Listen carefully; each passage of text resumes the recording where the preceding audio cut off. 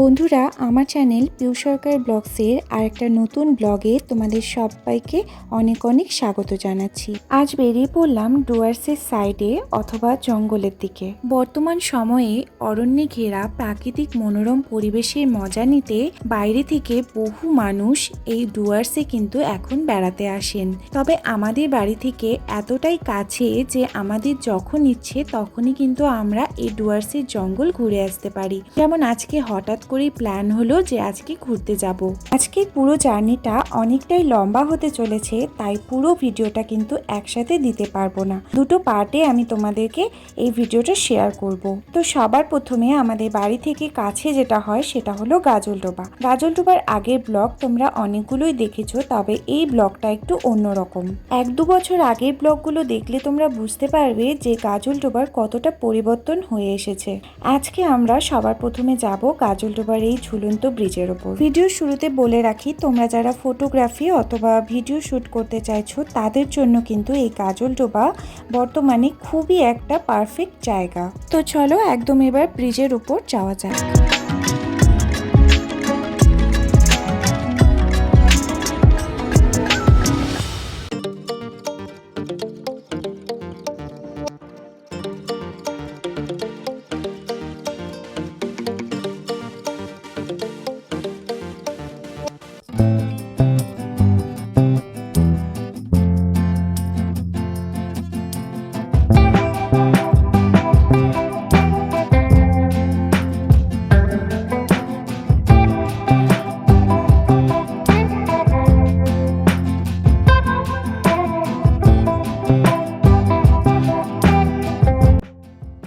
এই ব্রিজটাতে আমি প্রথমবার এলাম, এতটা সুন্দর লাগছিল, মনে হচ্ছিল আমি বিদেশে কোনো জায়গায় হয়তো চলে এসেছি।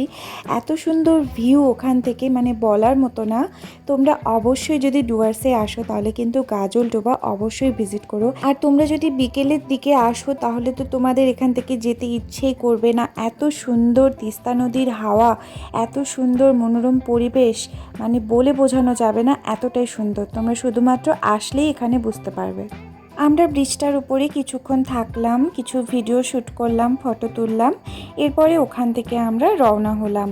একই দিনে আমরা গাজলডোবা, লাটাগুড়ি, মালবাজার, চালসা সমস্ত কিছু একসাথে ঘুরেছিলাম। এই কারণে হাতের সময় কম ছিল। আমরা সকালবেলা বাড়ি থেকে বেরিয়েছিলাম, সবার প্রথমে গাজলডোবা ঘুরে নিলাম, এরপর বাকি জায়গাগুলোতেও যাব। তার আগে তোমরা গাজলডোবার আরও কিছু জায়গা দেখে নাও। এই জায়গাগুলোতেও তোমরা চাইলে ফটোগ্রাফি করতে পারবে। তো চলো ব্রিজ থেকে নেমে এবার আমরা গাজলডোবার আরও সাইডের দিকে যাব। যেই সাইডটাতে হলো মেন ব্রিজটা, যেটা হলো তিস্তার বাঁধ, সেটা পার করে আমরা এখন যাব যেদিক দিয়ে লাটাগুড়ি মালবাজার যায়। তো সোজা আমরা এই ঝুলন্ত ব্রিজটাকে ক্রস করে এবার এগিয়ে যাচ্ছি। তার আগে আমরা গাজলডোবার মার্কেটেও ঢুকেছিলাম। গাজলডোবায় একটা ছোট্ট মার্কেট আছে, এখানে কিন্তু সমস্ত রকম তিস্তা নদীর যা যা পাওয়া যায় নদীতে সেই সব জিনিস এখানে পাওয়া যায়, যেমন কাঁকড়া, চিংড়ি। এখানকার চিংড়ির পকোড়া খুবই বিখ্যাত, তোমরা অবশ্যই ট্রাই করো আসলে। তবে আমাদের হাতে সময় ছিল না, এই কারণে আমরা খাইনি। এমনি অন্যান্য সময় আসলে আমরা অবশ্যই এটা ট্রাই করি। আর এই চিংড়ি মাছ এবং কাঁকড়ার যে দোকানগুলো, এই দোকানগুলোর পাশে কিন্তু একদম তিস্তা নদী। তোমরা এখান থেকে বসে বসে চিংড়ি মাছ খেতে খেতেও কিন্তু তিস্তা নদীর ভিউটা দেখতে পারবে। একদম বাঁধের পাশে এই দোকানগুলো বসানো হয়েছে।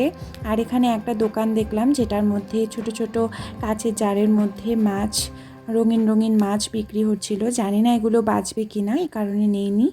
তবে এরপরে আমরা ওখান থেকে সোজা তিস্তা নদীর বাঁধের ওপর দিয়ে যাচ্ছিলাম। এটা হলো তিস্তা নদীর মেন বাঁধ। এখানে কিন্তু প্রচুর জল আটকে রয়েছে, পুরো তিস্তা নদীর জলটাকে এখানে আটকে রাখা হয়েছে।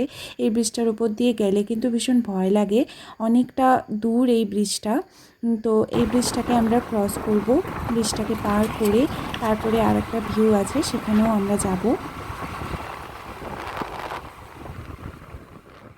তো ফাইনালি আমরা আরেকটা জায়গায় আসলাম। এটা হলো একদম তিস্তা নদীর বাঁধ পার করার পর এই ডান সাইডের রাস্তা, ডান সাইডের দিকে ঢুকে গেলে এই জায়গাটা পাওয়া যাবে। একদমই খোলামেলা জায়গা, আর এখান থেকে খুবই সুন্দর লাগে, ভিউটা এতটাই সুন্দর। আর এখানে এত সুন্দর মিষ্টি হাওয়া বইছিল, মানে কি বলবো। এখানে বসেছিলাম অনেকক্ষণ, প্রায় 2 ঘন্টার মতো বসেছিলাম। তারপরে আমরা এখান থেকে গেছিলাম। অনেকক্ষণ এখানে আমরা বসেছিলাম, সময় কাটিয়েছিলাম, ভীষণ ভালো লাগছিল। তোমরাও কিন্তু অবশ্যই এখানে এসো। আর এখান থেকে অনেক আমরা ভিডিও শ্যুট করেছিলাম, ফটো তুলেছিলাম, ভীষণ সুন্দর আসছিল ভিডিওগুলো, ফটোগুলো তোমরা দেখতেই পারছো। এই যে ভিডিওগুলো শ্যুট করা হয়েছিল, ভীষণ সুন্দর লাগছিল। তো কি বলবো, আর এই ছিল এই গাজলডোবার সুন্দর ভিউ। তোমাদের যাদের বাড়ি কাছে, মানে শিলিগুড়ি থেকে কাছে, তারা অবশ্যই কিন্তু এখানে একবার ভিজিট করো। আর আমি যতদূর জানি এমন কোনো মানুষ নেই আশেপাশে যারা গাজলডোবাতে আসেনি, গাজলডোবা থেকে কাছে, শিলিগুড়ির আশেপাশে। তো কারণ আমি ছোটোবেলার থেকে অনেকবার এখানে এসেছি, তো আমার মনে হয় এমন কোনো মানুষ নেই যারা শিলিগুড়ির আশেপাশে থাকে গাজলডোবাতে আসেনি, এমন কোনো মানুষ পাওয়া যাবে না। তো গাজলডোবার ব্লগটা তোমাদের কেমন লাগলো আমাকে অবশ্যই কমেন্টে জানাও। ভালো লাগলে ভিডিওটি লাইক করে দিও, শেয়ার করে দিও, আর আমার চ্যানেলটিকে সাবস্ক্রাইব করে দিও। আর এরপরে কিন্তু আরও আমরা যাব, মালবাজারের দিকে যাব, লাটাগুড়ির দিকে যাব। তো সেই ভিডিওগুলো তোমাদের নেক্সট ব্লগে আমি দিচ্ছি। আজকের মতো এই ব্লগটা এতটুকুই দিলাম, গাজলডোবাটা পুরো তোমাদের ঘুরে দেখিয়ে দিলাম। এছাড়া হলো এখানে তোমরা যদি কেউ বাইরে থেকে এসে থাকতে চাও, তবে এখানে একটা বড় রিসর্ট রয়েছে, ভোরের আলো রিসর্ট, সেটাতেও তোমরা থাকতে পারো বাইরে থেকে যারা আসতে চাইছো। তো এবার হলো আমরা এখান থেকে আরও এগিয়ে যাব মালবাজার, চালসা, লাটাগুড়ির দিকে। সেখানেও কিছু ঘোরার জায়গা আছে, সেই ভিডিওগুলো তোমাদের সাথে পরের ব্লগে শেয়ার করছি। দেখতে থাকো পিউ সরকার ব্লগস, ভালো ভালো ভিডিও এখানে আপলোড হয়। তো আজকের মতো এই ছিল ভিডিওটা। Tata, bye bye.